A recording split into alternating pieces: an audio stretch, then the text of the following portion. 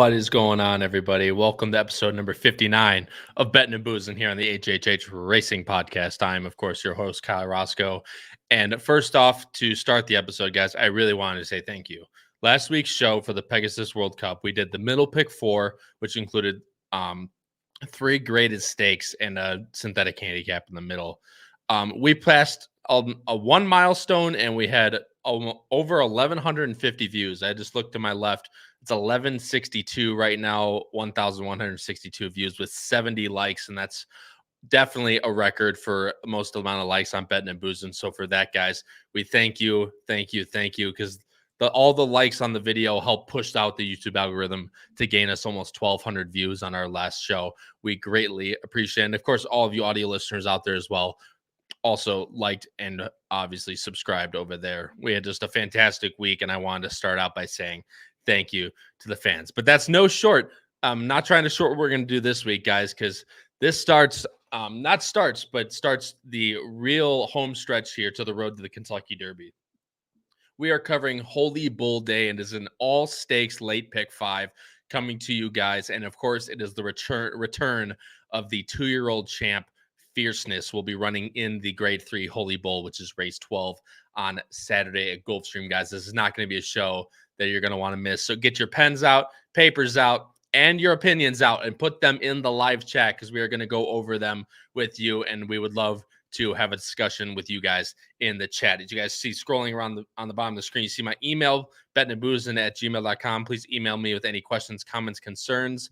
And also, tomorrow's show for Picks and Ponies with Howard, Pete, and Paul is going to be covering the late pick 5 at Oaklawn Park, covering Southwest Stakes Day, which is another 20-point Kentucky Derby prep. Again, not going to want to miss that. That's tomorrow at 8 p.m. Eastern for episode 330 of Picks and Ponies. But like I said at the start of the show, please go down below the video player, hit subscribe, and hit that like button as well, guys. It really, really helps us out. It's completely free, and it's the best way to support our channel.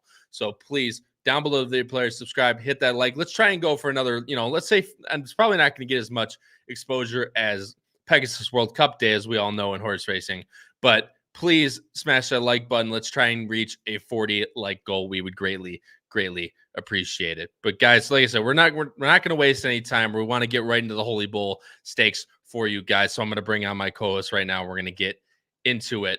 I'll get into it with them right now, and then we'll talk about our peripherals and go into it real quick. So from the University of Kentucky, Noah Maher, and from the University of Ohio State, Charlie Freeman. Guys, what's going on today? What's going on, Charlie? How we living?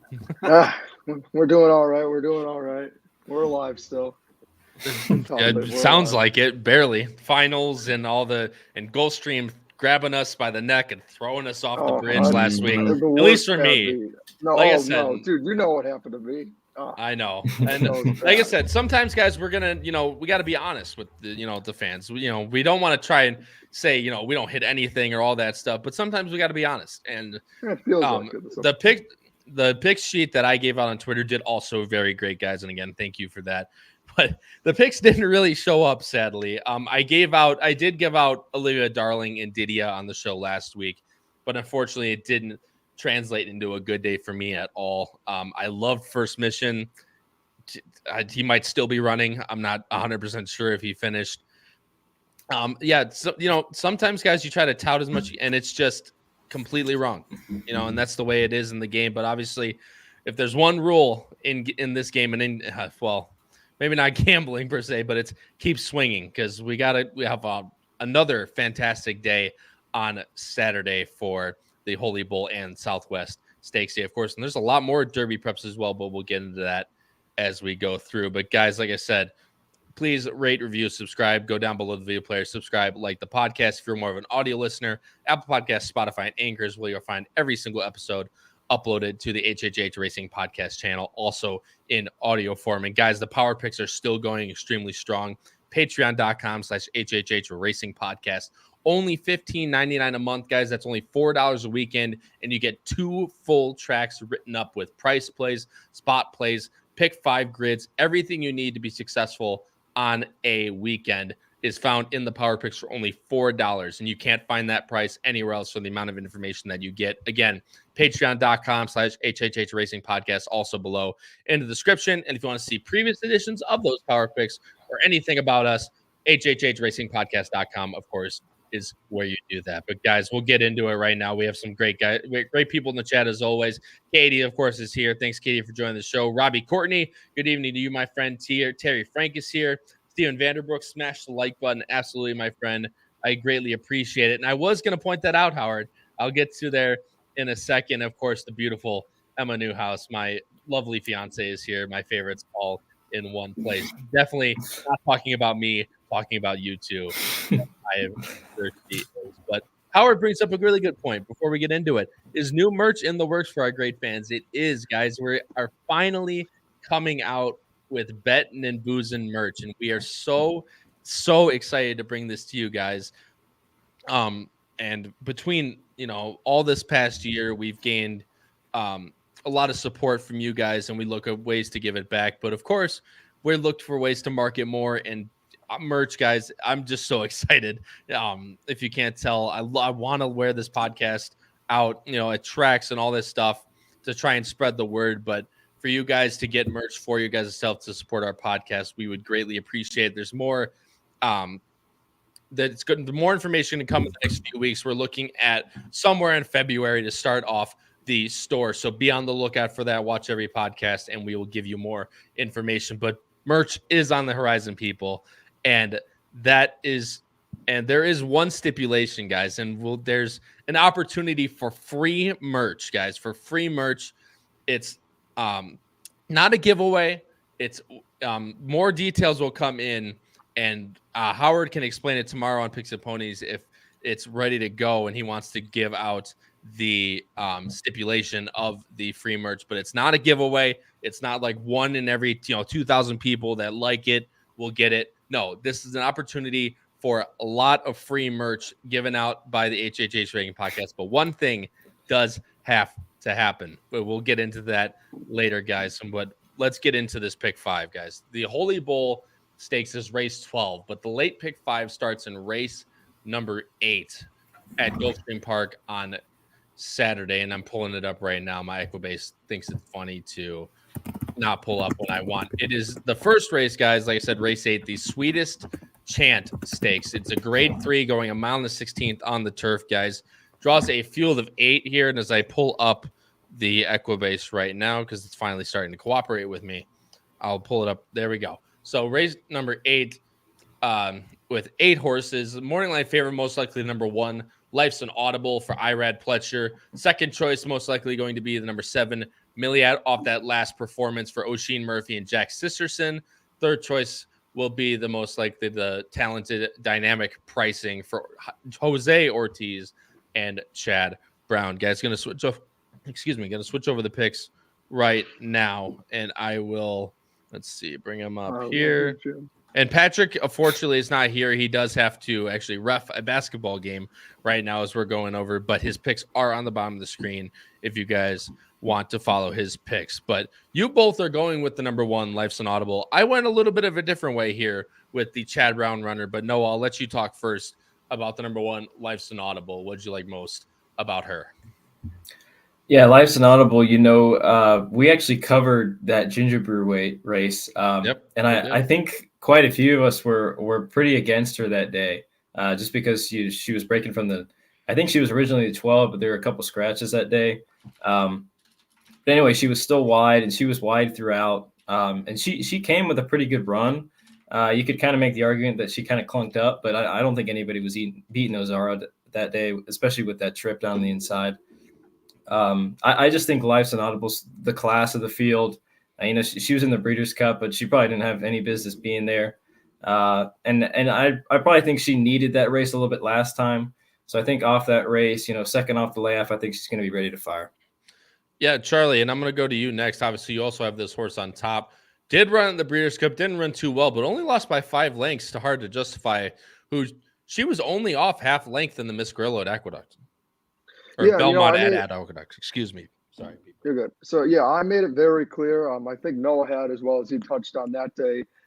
We were all over that the 6 horse who went off as the favorite, as well as Zara was one I remember that we had kind of touted as well. But yeah, we were completely off Life's Inaudible, and for me, the way I kind of saw it, and I think we kind of all had talked about this. Sometimes when horses are coming out of the Breeders' Cup, they aren't always 100% ready to fire. It can take a lot out of them. Sometimes they need that first race, and for me, it was just a variety of things. I didn't like the outside post. I thought there were some other horses that would take to the distance better. I thought might be a little too sharp, and I'm not saying a mile short. I just think knowing that Life's Inaudible is a deep closer, at least that's what it kind of looked like the horse was going to do anyways. And then also considering the fact that the horse, as Noah touched on, had to come all the way over from the 12 post, even if it was a little bit less far over, still wasn't ideal. I think just now getting a ground saving trip for Myred, second time back from the Breeders' Cup now, and also gets that extra distance. I just think this sets up perfectly. And quite honestly, I mean, no disrespect to this field. I know this is a grade 3, but I think this field is significantly easier for Life's Inaudible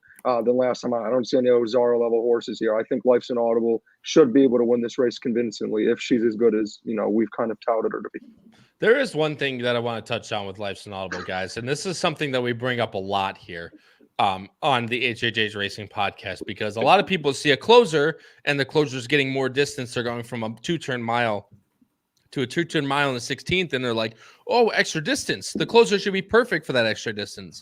But that's not always the case. Just because a horse comes late doesn't necessarily mean they want more distance. And I feel like that's one thing that I really hit home. I want to hit home here with Life's Inaudible, because I mean, the horse ran its best number at a mile. I mean, ran a great Miss Grillo at a mile and 16. Not saying she can't get it, but I mean, will she lack that same closing punch as she does at a mile and a 16 rather than at a mile? You can see it at her best coming from 6 back, closing in the Ginger Brew, while at the mile and a 16th, she kind of, she did get up to a half length at the end there. Maybe she just likes to start getting going, but never, didn't have to make up as much ground as she has had to at a mile. So maybe I'm just thinking maybe the mile and 16th might not be what she wants to do. Maybe she's more of a miler, but she's probably the most likely winner and obviously can win this race. But I'm going to look somewhere else, guys. I'm going to go with dynamic pricing.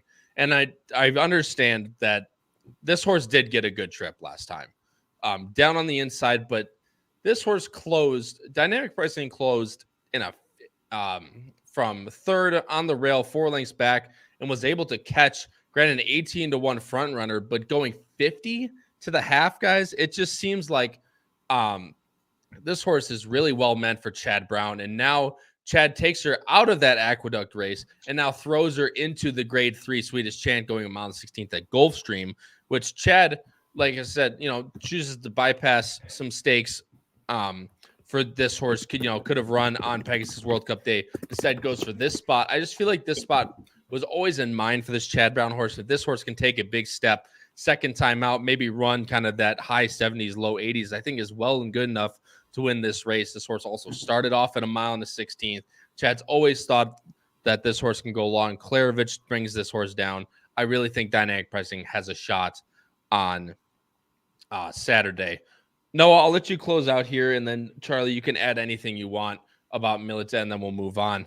This horse was in the wait a while, which did we also cover that? I feel like if we didn't cover that, we no, I think we highlighted it because Ozara was coming out of that race. That might have been it. I was going to say, either way, we've talked about it, and this horse ran huge. I mean, Gulfstream, 46-4 is not slow by any means, but that's almost a 24-second quarter into a 1:10-1 3/4 mile. So Milliat ran huge that day into a slower pace, just losing to Ozara, who then came back to win that the race that we covered on the show. Noah, maybe this horse might just be too far back, but this horse is the one that if it falls apart, I think Milliat's probably your most likely winner if the race does, in fact, go too fast early. Yeah, it's going to be interesting to see where she kind of is early because she kind of got the effect of a slow break, which is kind of why she was so far back, and then ended up making that run. And I mean, that was her first time in the States. So you don't, as a handicapper, you don't really know if that's where she's going to be this time around. Number 6. Definitely. Yeah. She breaks last. And then I think Ozara is the 7 in the race. And Ozara didn't really have much of a kick, but Milliot did, and she was coming. She just, she probably would have won the race by length and a half, maybe, if she doesn't break. She definitely had some trouble. I was kind of inclined to play against her a little bit just because I think she's going to get overbet off of that effort. And then in third, I went with Makanga. I was just looking for somebody who's going to have the lead. I know last time she kind of had things her own way, but I think that field was pretty decent. The number came back pretty good too. Second place finisher came back and won. But I'm probably gonna have to include dynamic pricing. My thought there was just, I don't know if Chad's still bringing his best stuff, but you might have talked me on to dynamic pricing in the race. Look, this race could be why, if it's not Life's Inaudible, there's a lot of other ways you can go underneath. So if you're trying to beat the favorite and go a different way, I think the 5 makes sense just pace scenario wise. The 6 makes sense for a step forward after that first start. And Millian makes sense because you factor in that the horse, gave up 2.5 lengths at the start of that race.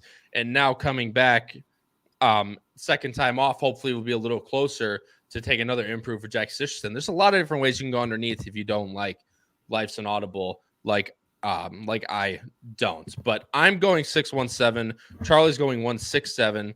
Patrick's going 7-3-1. So he does have style points for Clement in there as well, and Cheyenne Stable, who won at Gulfstream, breaking a maiden on Christmas Eve. So that could be one to look forward to. Looks to sit a little bit closer and could have first run on a lot of them. And he's going 7-3-1, closing out with Life's Inaudible. Guys, we'll move on to race number 9 here. And as I switch over the Equibase right now, this one is the only, I believe, the only non-grade 3 on the entire sequence that we're covering. But it's nonetheless a very competitive race. The race 9, the Swale Stakes, going 7 furlongs, 1 turn on the dirt. Field of 9 draws in here. Most likely your morning line favorite will be shared between the number 1, Bertornato, and the number 7, Legalize. The number 1 for Irad and D'Angelo. The number 7 for Saez and DeVoe. As I switch over our picks right now, guys. And Charlie, you have the horse in second. Noah has the horse in third. I'm going with Legalize on top. Charlie's going with the number 1, Bertornato on top. And Noah is going a little bit off the beaten path here, going with the number 5, Bilal, for Alvarado and Mott, which means, Noah, I know you went first last time, but you're kind of the oddball out here. So I'm going to let you talk first. What'd you like most about the number 5, Bilal? Yeah, I'll go again. This wasn't my strongest pick, but I had a lot of questions about some of the favorites in here. I'm a little interested in Bilal. Was a $750,000 purchase, bred by Rapoli as well. This is for Mott and Alvarado. First time out in the slop, finished 11 lengths back to a horse we're very familiar with, and we're going to mention later in the card, which is Fierceness. And then came back at 7 furlongs at Belmont and Aqueduct and ran a pretty decent race, broke the maiden, won by 3. And Mott had enough confidence to throw him in the Nashua, where he faced some pretty good horses. And I think the Remsen is you could just toss that last race. I mean, it's 2 turns and in the slop. I don't know if that's really what he wants. So I think with the time off, getting back to that 1 turn, before the Remsen, he showed some natural progression.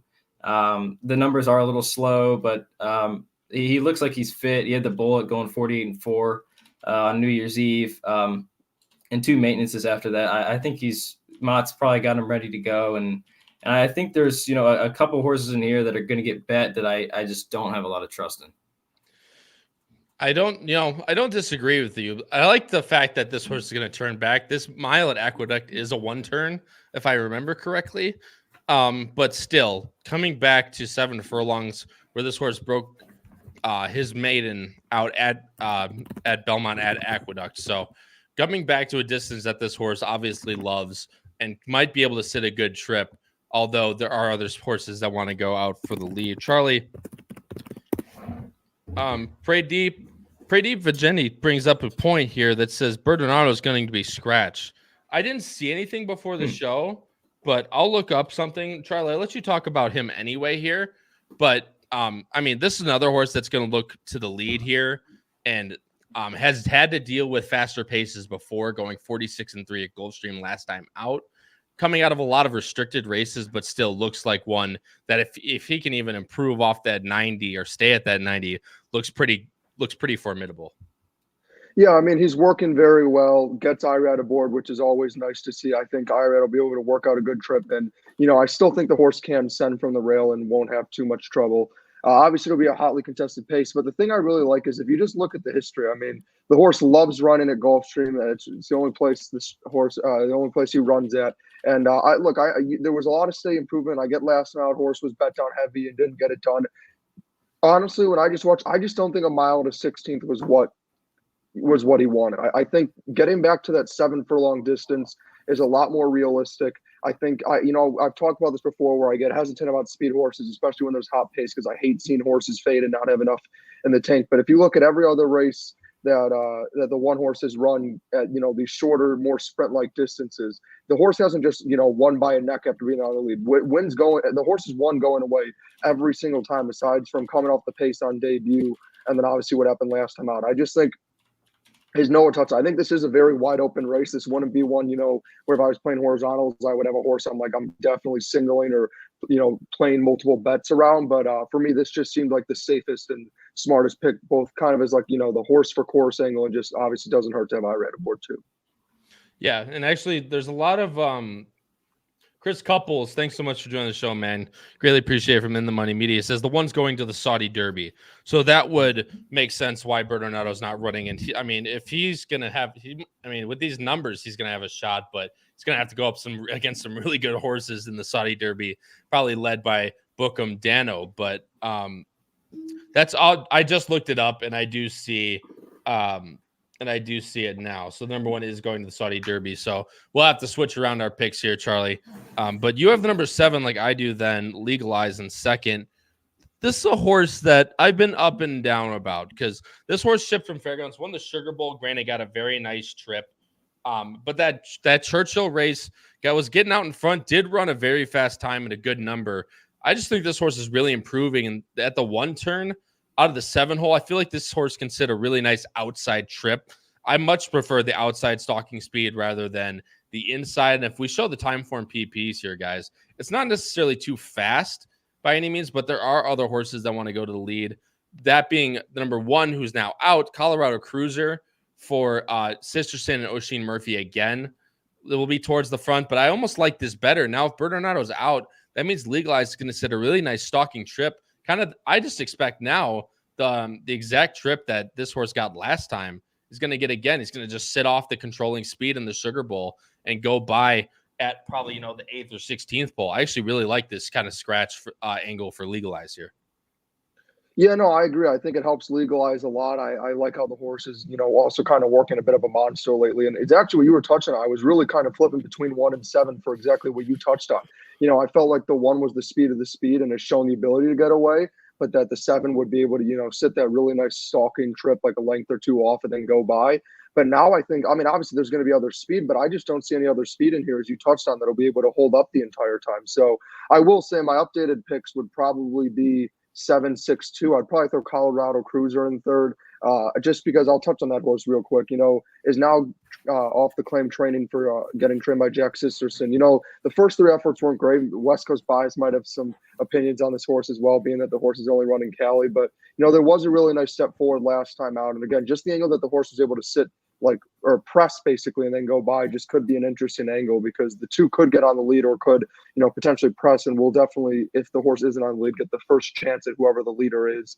But yeah, I think the main 2 to watch out for will be Legalize, and then I'll go into Risk It real quick, who I think is kind of a wild card in this race and very interesting to me, because Risk It has ran against significantly more difficult competition for the most part than everyone else in this field, coming out of a grade 3 and then a grade 2 right after that. Obviously last time was a very rough performance, but going against Track Phantom, Snead, and Nash is nothing to be embarrassed about. Didn't get, the easiest trip, got shuffled back, and then obviously just didn't have enough in the tank, but now gets to, again, cut back, which I don't think will be a bad idea. And actually, a little interesting thing about Risk It is I actually remember, I don't remember if our show covered or not, or if it was something where I helped with the power picks. But I remember, I think we did cover it on the show, the debut, because I remember talking about Hunt Ball and a few of the other horses. So, we've been following this horse for a while. And if anybody remembers from watching that race, Risk It was kind of like a middling choice. And then, the day of, like right when we were getting close, and they always say, watch the board, this horse got hammered down to heavy favoritism and one going away. So I still think Risk It's very interesting. Especially if you get a good price, I think that would be the other one to really look at as a legitimate win contender.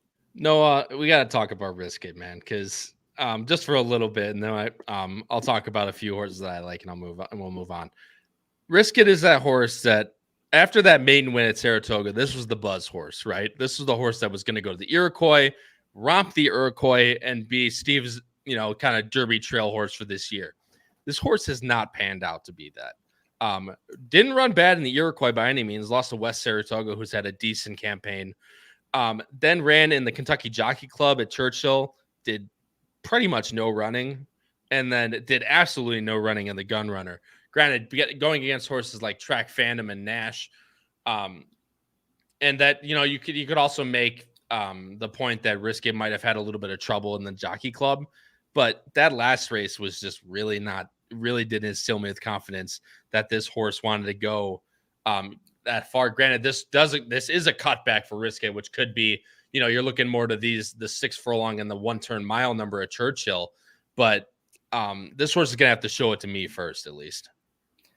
Yeah, this is definitely a horse that I didn't know what to do with.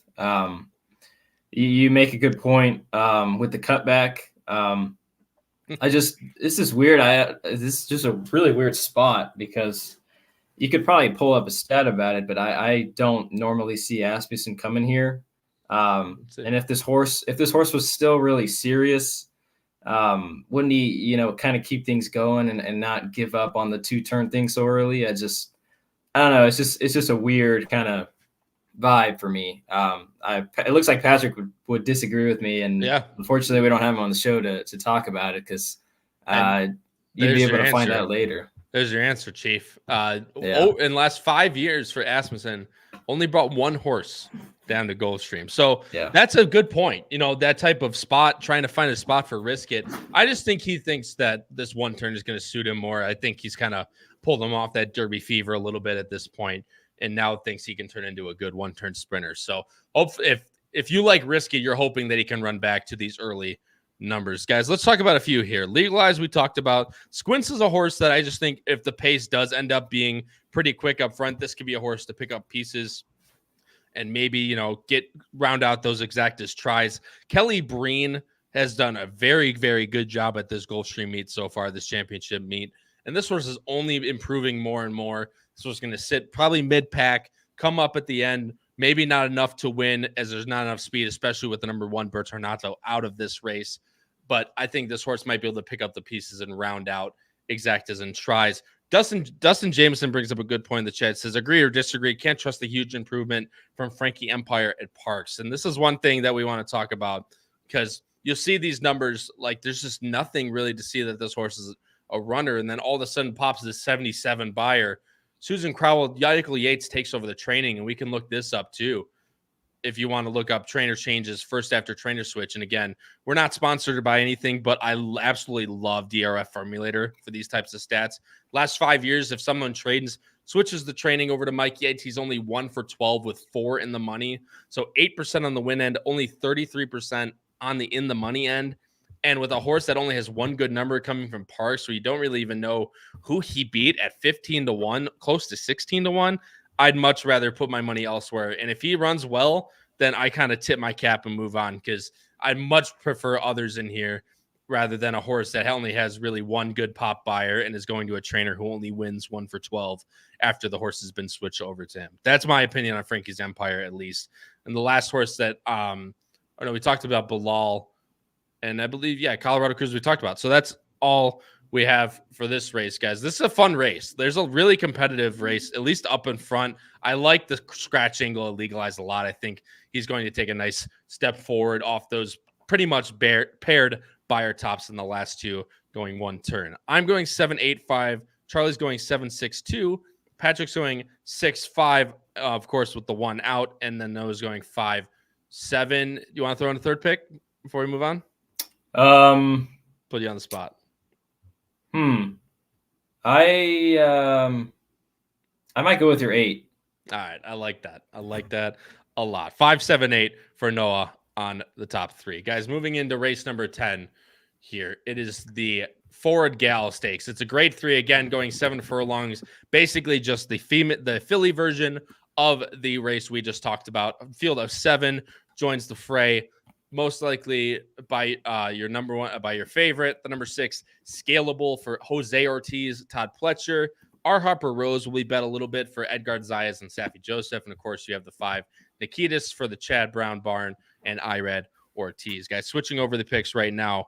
And we have all different horses on top. Patrick's agreeing with Charlie, going with the most likely morning line favorite, the number 6, Scalable, which means Charlie, you'll get to go first and tell us why you're chalking out and we're going to be wrong in this race. What'd you like most about the number 6, Scalable? Again, I think this is a tough field. This is one where realistically, if Scalable ended up being that big of a favorite, I would probably play against. I was really impressed when I watched it back. I see a lot of horses in this race that, there's going to be a lot of horses that are going to want to press forward. And then, there's some deeper closers. I just think Scalable can kind of sit that nice stalking trip. I'm not worried about the distance. Again, just one very impressive lesson going away. I understand it was a short field and the horse was, a heavy favorite, breaking the maiden, all this different stuff. But look, this horse lost by 5 lengths to Just FYI and was running in the, a grade 1 race for a reason, obviously. It is a little interesting for me for sure to see that with it obviously being a Pletcher horse that it's not Irad aboard and that it's Jose, but it's nothing that really concerns me. I think the main reason is honestly just because the 2 recent efforts and the 2 best efforts were both with Jose. So just probably felt there was no need to keep changing it up again. And again, as you touched on there, you don't always need to play jockey gymnastics. So I just think it's the most formidable horse in this race, the safest bet to go with. And again, kind of how I touched on the race before, I feel like when you have these really competitive, not huge fields, but just, there's reason these are graded stakes races, is most of the horses are fairly competitive in these spots. Sometimes it's just easiest to not overthink it and go with the safest bet. I understand there's obviously a little bit of a cutback, but, the horse has run the distance before on debut. Obviously wasn't the best effort, but again, also was the debut. So I think as long as Scalable is not too far back, I think the horse can certainly sit a trip and win. Yeah, Devin, Whitwater's Rand. God, I'm losing my mind at that one. Whitwater's Rand, I believe, is why you say that name. And a really good runner at Woodbine for Cassie, granted on the synthetic, but just won the Mazarine over by 2 3/4 lengths. Now cutting back to that 7 furlongs where she was 3rd in the girls' song. Charlie, you like this? A lot of us like this horse in 2nd. I have the horse in 2nd. Noah has the horse in 3rd. What'd you like about Whitwater's Rand? Yeah, normally I tend to, kind of fade horses coming over from Woodbine. I know a guy that we've, talked to before, Brian Nadeau, very astute guy, Gulfstream, was kind of touched on a lot, which is true. That a lot of times when these Woodbine invaders come over to Gulfstream, they kind of need a race, like get acclimated, get used to how it works there, and then they kind of get going. So that's why normally for me it's, an angle that I play against. That being said, I'll be honest, I've talked about this before, sometimes you just see certain replays that just stick in your head. And honestly, if you I encourage all our viewers, if you watch that race last time out, I understand it's a cutback, but the way that this horse, despite, being one that normally stalks a little and didn't have much pace to stalk into, just flew by the field effortlessly. That late kick was just something to behold. And I just truly think, with a repeat effort like that, another one that could be interesting and one that you could probably get a better price on. So that's why I have the horse. Obviously, got to respect anytime you have a Mark Cassie horse. And interesting that Paco's aboard. I'm not sure, not that, anything against Paco Lopez. I just don't know if that's exactly the jockey I would have guessed to get the assignment. But still think the 7 could be very tough here. And certainly get a better price than on the 6. You see, only 3 times this year, 1 for 3 for Paco and the Cassie assignment. But this horse is at least formidable on numbers, Noah. And I just, this horse could be one to sit a really good trip.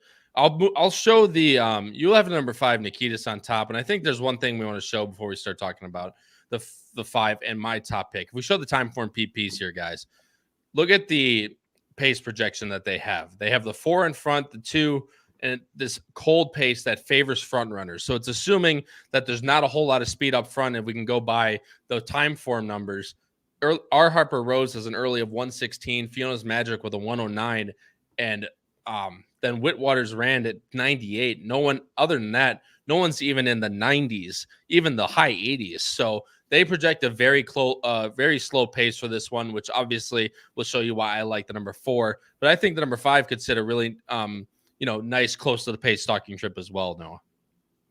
Well, I personally thought that Nikitas was going to be a little closer than Timeform.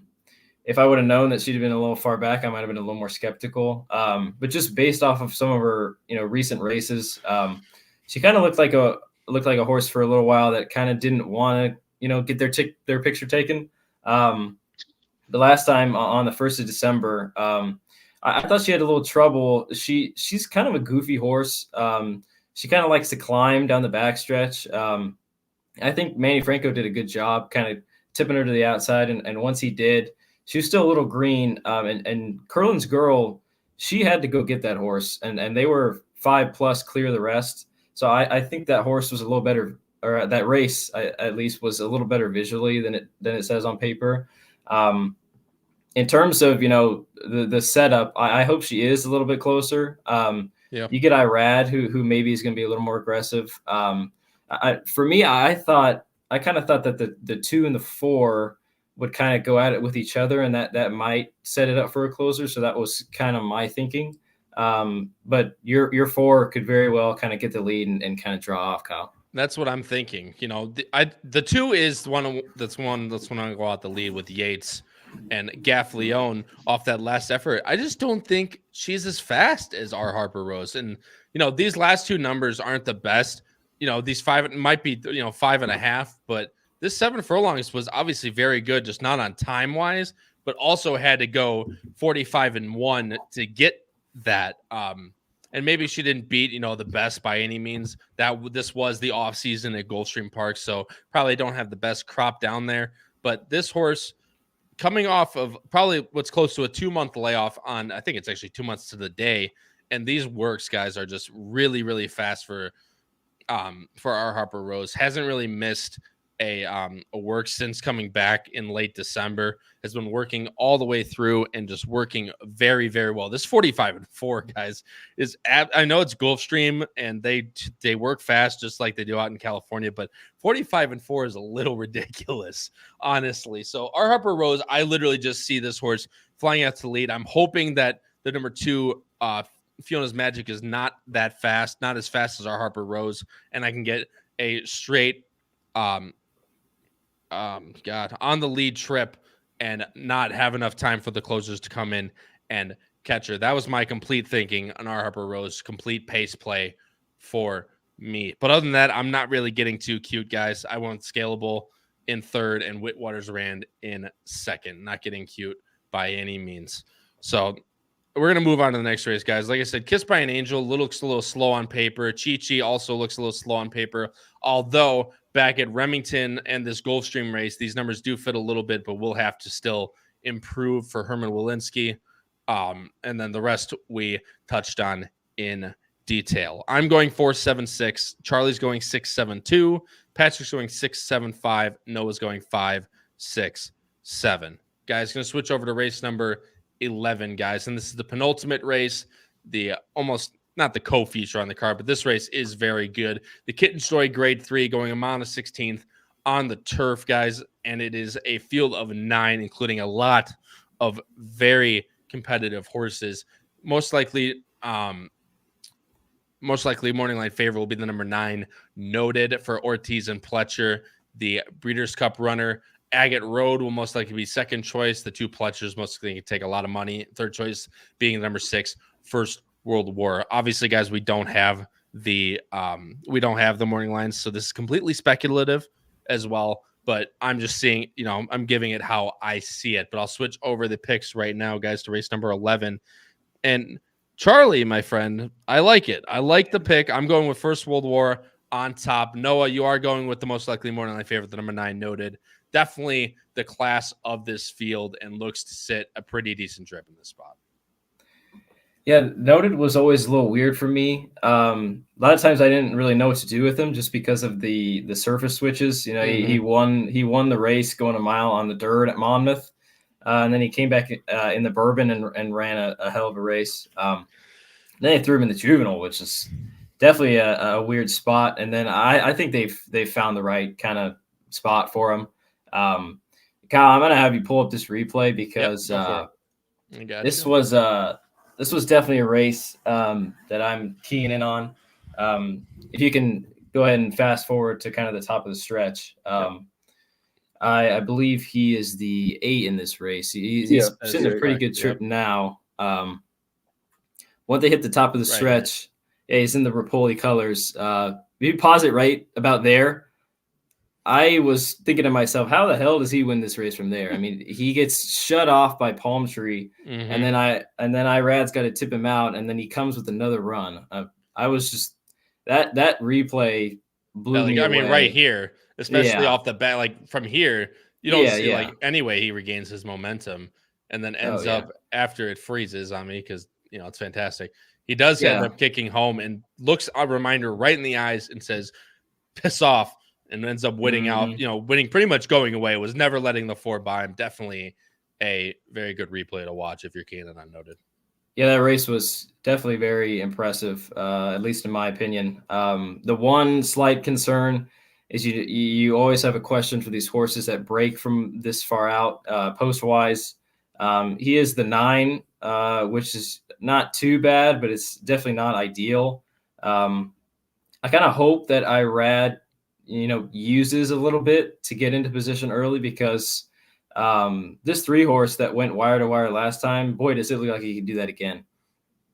Yeah, I mean, your point is definitely taken. I just brought up the time form PPs while you were talking, kind of see how the time form sees the race panning out. It does project a hot pace here with the 3 and the 6 and the 5 all going pretty close to lead. The 1's going to sit and noted a little bit wide, as you touched on, Noah, going off the first turn. As we all know, Gulfstream, especially on the turf, these mile and 16th races are very, very close to that first turn. So anyone outside of like the 8 gate, 9 gate, definitely going to have trouble. Obviously, there's only 9 in this race, but you are going to have to find a spot pretty quickly to not be left out in the parking lot. But noted, like I said, especially off that last race, winning is definitely the classiest horse in the race. Was second into Can Group in the Bourbon.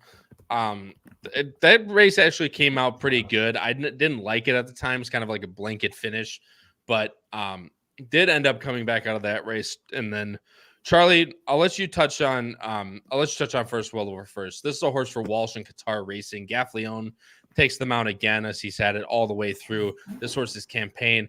This was another horse with the trainers that the surface switches. Ran well in the Bourbon, just didn't really have enough into a pretty fast pace at Keeneland for the time. 24:48. You look at that at Gulfstream, you're like, that's not fast at all.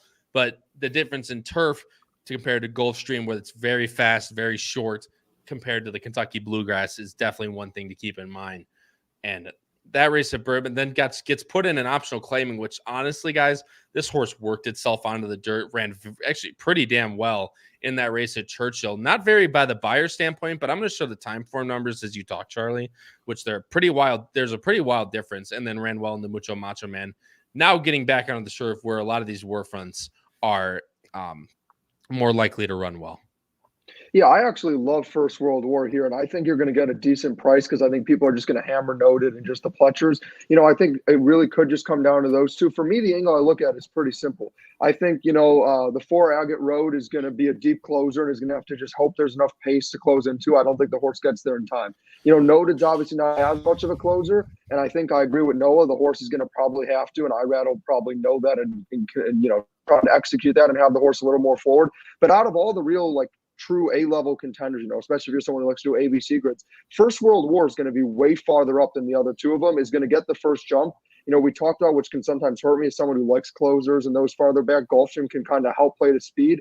And I just respectfully to, DRF's time for thing, I don't see what they're seeing in terms of this being some sort of crazy hot pace and with the 6 being right on him. I just don't see it that way. I see the 6 sitting just to the outside and sitting probably 2-3 lengths off the lead, just behind the speed, getting the first jump off the turn. And I just think that, the 9 and 4 aren't going to be able to get there in time. I think First World War, I think Tyler Gaffleone can execute a perfect trip. I don't think it matters what surface the horse is on. And again, we've talked about sometimes, the dangers, like what happened with Agate Road, where the horse was a massive favorite and couldn't get there in time. That's the risk you run when you go with these, closers that don't have much early speed, is if they don't get the right pace they need, a lot has to go their way. Whereas with First World War, I don't think the horse needs the race to turn out a specific way to have a chance to win. I think, again, we talk about, different methods of victory, being, versatile, most likely winner. I just think this sets up great for First World War, who also, by the way, last time I lost by half a length to Otello and beat C Streak and a bunch of horses that we're going to talk about in the finale, and a field that's worth a lot more than this, that Fierceness is running in. I think First World War is a massive shot here.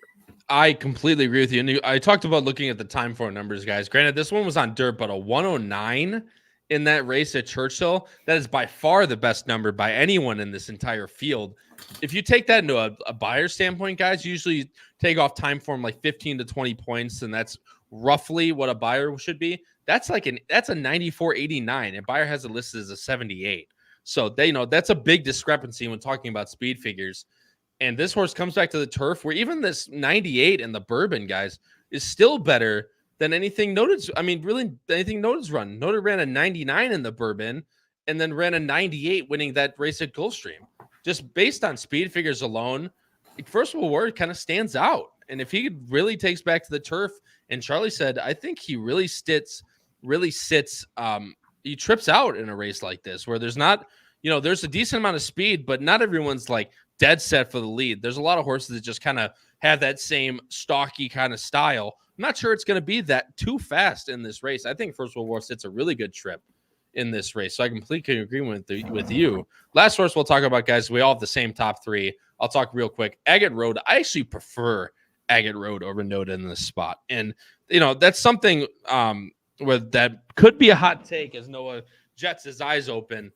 But that last race, I'm going to have to hear this. That last race in the Dania Beach, they went 50 flat in a mile at Gulfstream Park. That is the equivalent of probably going 56 at Arlington Park back in the day. And not even the claimers did that. It's just that's like the 4,000 claimers. This horse still flew. Granted, probably not against as good of horses as Noted did it against, as we touched on in the pulpit, but ran an 81 closing into unquestionable, only 2.5 off of that, and the other and only a length off of Mountain Bear, another Aidan O'Brien runner, won the Pilgrim with any type of setup at Aqueduct, beating Fulmino and other horses at, like I said, at Aqueduct. I just think this horse has a lot more to prove, and I think instead either the same trip or a little bit closer. And I understand that, this horse is probably going to come from far back in a race that might not be too fast, but I just think this horse has been up against it in the last race and ran a very, very sneaky good juvenile turf. And if this horse continues to step forward for the other Pletcher, as we always say, I think Agate Road's got a really good shot to take this home. And where Noted's going to be hammered, Agate Road might be 5-2, as First World War is going to be 4-1. I think that's where you can get value in a spot like this. But like I said, I could be completely wrong. Noted could just be the goods and win off by 5, and I look like a complete moron. That could be it too. But I feel actually really strongly about First World War, and if I want one coming from the back, I'm going to want Agate Road. I'm going 6.49. Charlie's going 6.94. Patrick's going 4.96. Noah's going 9.63. Noah, I'll let you talk about the 3 as we go to the end, but that was the horse that beat Agate Road in the Dania Beach Stakes that I kind of touched on a little bit. But we're going to move into the Holy Bull, guys. We're going a little bit over time, but I feel like we're covering a lot of good information for you guys. So race number 12, guys, this is the feature on the card. This is the Road to the Kentucky Derby, the Holy Bull Stakes, a grade 3 going a mile and 16th on the dirt. Draws a full field of 8, guys. And obviously the morning light favorite is going to be your 2-year-old champion, the number 7 Fierceness for Velasquez and Pletcher. And I'm going to be honest, guys, I'll put us on the screen here. Numbers wise, it doesn't look like much of a race at all. You'll see we all have number 7 Fierceness on top. No one's trying to get cute. If you guys have any knocks on Fierceness in this race, I would love to hear them in the chat. Noah, I'll go to you first here. Like I said, I mean, what more do you need to talk about him? He showed last time out at Santa Anita that Champagne was a complete fluke for him, going a mile at Aqueduct in the slop, and absolutely showed out at the Juvenile, getting 105 buyer, winning by 6 1/4, getting a 125 time form, guys. That's huge for a 2-year-old, beating horses obviously like Muth and Locked and all that. If he gets the same, type of trip towards the lead at all, and at least on numbers, looks like he should absolutely wipe this field. Yeah, we can save our breath with this one. Fierceness is public workout, head and shoulders above this field. I will tell you what, it's going to be tough. I think it's pretty tough for second, as it kind of shows with our picks here a little bit. Go ahead. I ended up going with the 5, which is No More Time, which is one of the couple horses that are coming out of that Mucho Macho Man. I think the horse probably had. I know Otello had a little bit of trouble. I think No More Time had some significant trouble too. He kind of hopped at the start, and then he kind of made a 4-wide move, but just kind of ran out of gas. I think a little bit of the layoff where he had been off since the middle of October kind of attributed to that. So I think second off the layoff, he's going to be a little more fit. I do like the fact that he's not on the rail this time and a little more outside, towards the outside. And I think Jose runs back and should have him placed a little bit better than last time. I don't disagree with you. And like I said, this is pretty much, as Noah pointed out, it's a little bit as everyone's kind of around that same type of numbers. Charlie, Otello is the horse that Will Craig brought up in the chat. A son of Curlin, undefeated in the first 2 starts, really hasn't done anything wrong numbers-wise. I have the horse in second. You have the horse in third, and I'll let you talk about the number 1 as well and kind of round out our conversation here, and we'll move on to our best bets. But Otello, again, like I said, done nothing wrong, hasn't really won, any of these races like flashy, but still, again, 2 for 2, looks to improve again. Clement's had a very good Gulfstream meet. This is another horse that could take a step forward. Yeah, I mean, look, I think obviously Fierceness is the clear-cut winner, but as Noah touched on, it's a very competitive field still. If Fierceness was out of this race, you could really make an argument for almost any horse, and I think this could be one of those where it all comes down to the wire and you have no idea who's going to win. I mean, look, Otello did not get the easiest trip last time out, was waiting for the rail, and all the credit in the world to Luis Saez. The trip he managed to navigate on that turn, waiting for the perfect time, and it kind of reminded me of like what Ryan Moore always manages to be able to do, my horse Warmer. And that's kind of what he did. He just, figured out the perfect way to go, waited for the right gap, and then was just able to get through and get it done. And then the other horse I want to touch on, obviously Hayes, just absolutely. I mean, look, the debut one wasn't anything incredible, but last time out just flew by. And I understand the pace wasn't great, but this horse just had so much in the tank, flew by the field and essentially just embarrassed everyone else there. It looked like a horse that should have been, 3 to 5, 2 to 5, but actually won at a price. So I think Hayes is the one that's the biggest wild card in this field. I don't think anybody. I'm sure it's Hades, brother. I'm sure it's Hades. I don't know for sure. Well, Hades sounds kind of soft. I feel like Hades sounds pronunciation is not our thing on this show. Yeah, okay, but Charlie's for sure. Yeah, but if you say Hades, like that sounds so soft. Like you want to say like Hades sounds tough. I'm giving the horse the benefit of the doubt by giving the horse a tougher name. Hades sounds soft. Maybe just something like the Greek god of the underworld or something like that. But it's okay, man. Don't worry about it. Anyway, so I think that horse is very interesting and certainly the wild card because a lot of these other ones have raced against each other. And, we talk about it from time to time about just trying to find a fresh face. So I also like that aspect. And then the other one is the 2, I think is interesting because this horse, 2 back beats C Streak and was clearly the best, even though the horse was the second choice. But last time out just got a terrible trip. There was nothing Irad could have done. The horse just never had a chance to go, kept waiting for somewhere to go, and then finally started kicking on, but didn't have enough time. So I'd say that's another interesting one underneath that. If the public just look and say, hey, the horse got 4th last time out of these running, you could get good value for another horse to play underneath. But I think this race is all about kind of figuring out who you want to play underneath Fierceness. Yeah, and there's a few. Otello, I love your thing on Otello. I completely agree with you.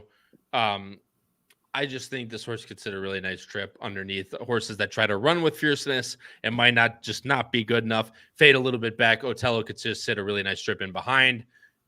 God, I forget. I watched the replays too, and I made sure.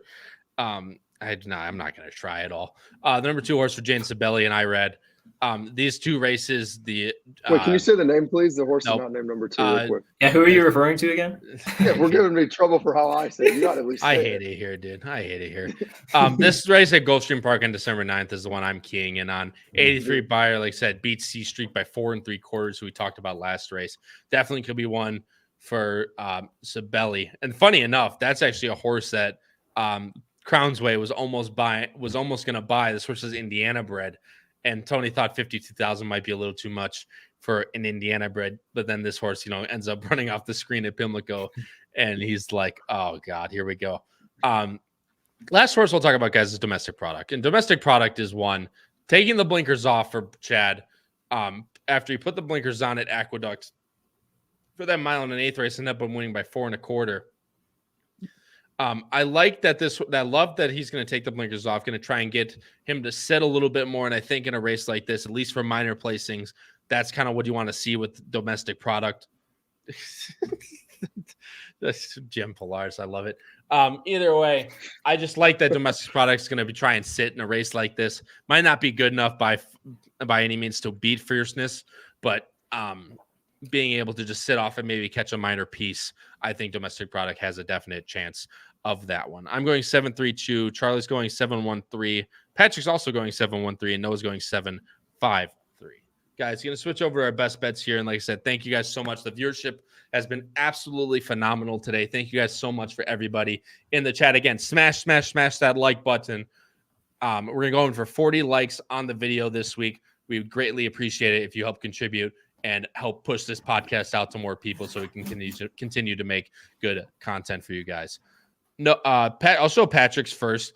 And this is one that we talked about that we don't know if we like Risk It. Patrick loves Risk It. Race number 9 is going to win on the number 6 Risk It. And race number 10, he's going to start at pick 3, going to spread in the 10th race, which is the Forward Gal Stakes, going with the 3 logicals there, or the 2 logical, or 3 logicals, Nikita Scalable and Witwater's Brand. And race number 9, he's going to single the number 4 Agate Road, and then a single Fierceness on the end. I'm sure you'll see a pretty common theme here going through the best bets. But no, I'll start off with you here.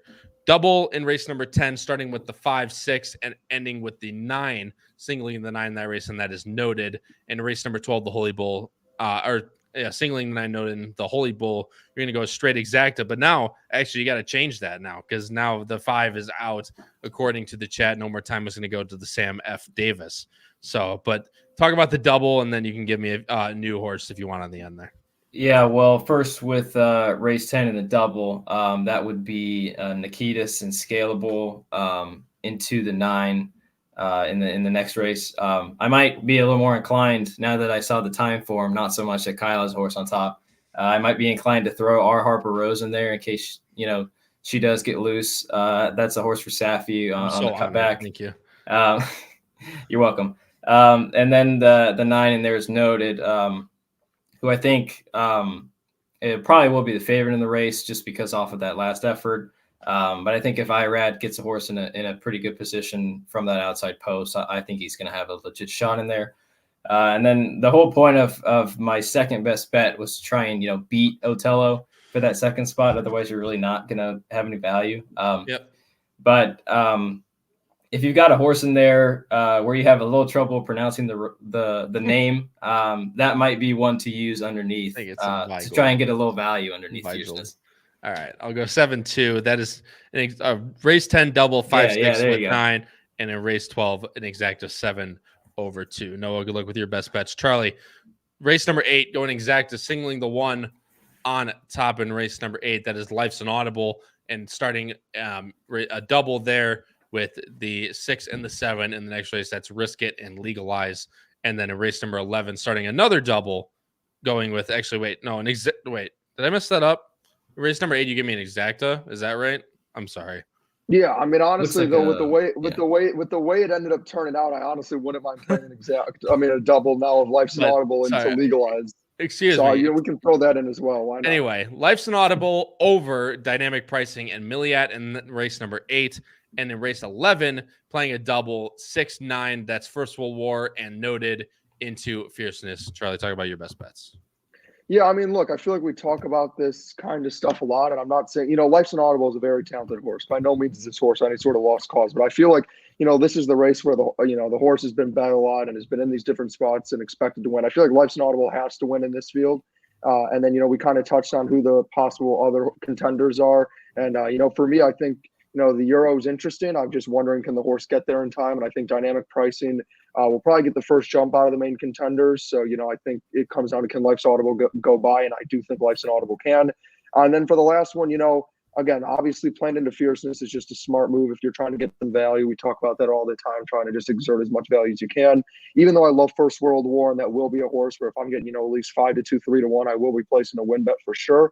And certainly will be playing a pretty big double into fierceness, just in case Noted, who is still ultra talented and has no touchdown. With that replay, you can't look at that and not include the horse somewhere.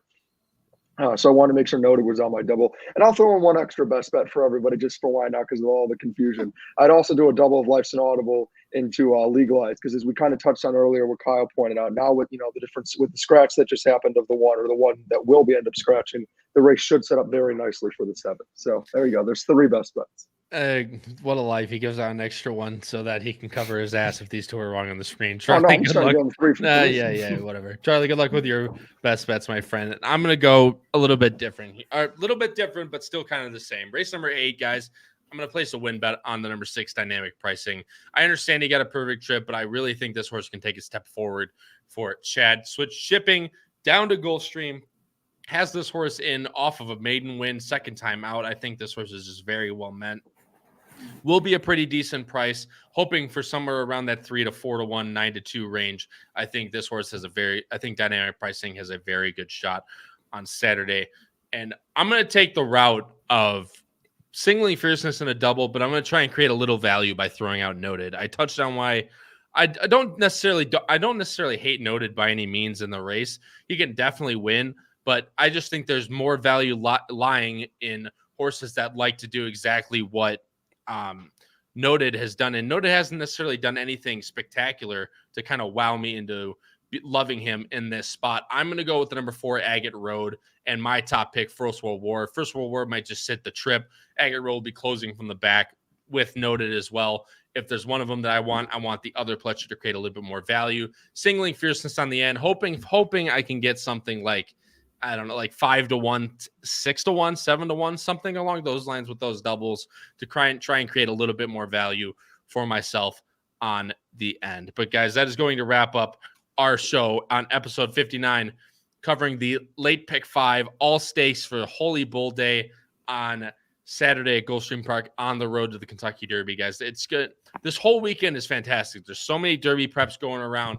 It's finally the true start of Derby season, Derby prep season, and you'll want to stick with the HHH Racing Podcast for that entire road. I promise you, we have a lot of great content coming up. We now have 3 shows, one on Monday to recap with fans, viewers. If you guys want to get in on it, please email Howard at hkravitzhorse or hkravitzhorse@gmail.com. Please email him if you want to get on the Horse and Around show.